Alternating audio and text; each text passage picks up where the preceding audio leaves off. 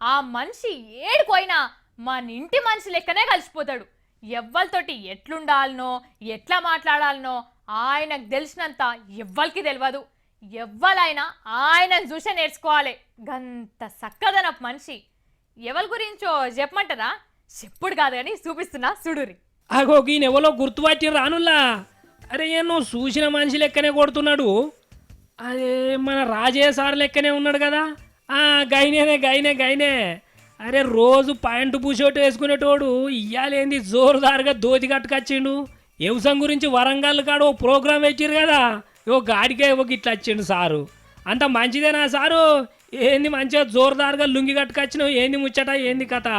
మా నాన్నలాగా సింబాలిక్ గా ఉండాలని, ఒక రైతు బిడ్డగా ఉండాలనే ఉద్దేశంతో ఈ రోజు మీతో పాటు పంచకట్టులో ఈ రోజు మీ అందరిలో మమేకమైపోవాలనే ఆలోచనతో ఇక్కడికి రావడం జరిగింది. అరే గట్ల నానే, మొన్న డాక్టర్ కోటు కూడా మంచిగా వేసుకొచ్చినావు కానీ జనాలతోటి బాగానే కలిసిపోతున్నావు కదా.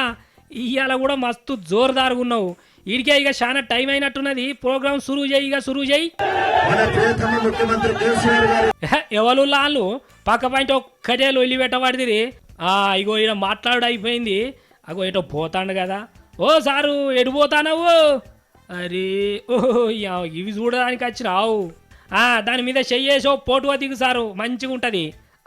అగో అటు ట్రాక్టర్ ఉన్నట్టున్నది, ఆడికి పోదాం పారి. ఓ మనిషి ఎట్లా స్టార్ట్ చేయాలనో జర సారుకు చెప్పు. బండి తాళం చేయి తిప్పకుంటేనే చిన్న పిల్లగాళ్ళ లెక్క స్టీరింగ్ తిప్పుతాడు సారు. ఇక సాలు కానీ దిగు. చిన్నగా దిగు సారు. ఆయనతో గోసి తట్టుకోగల మరి. చిన్నగా ఇక దిగుడు కూడా అయిపోయింది.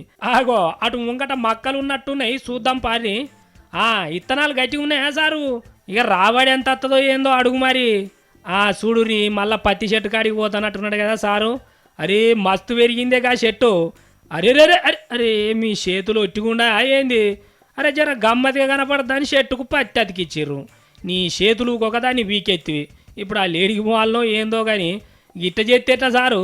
ఏందైనా జర చూసుకొని చేయి పెట్టాలి. ఈడు ఇంకా జరసేపు ఇంటికి ఏమన్నా చేసేటట్టున్నావు కానీ నడువురిగా అందరు నడువురి.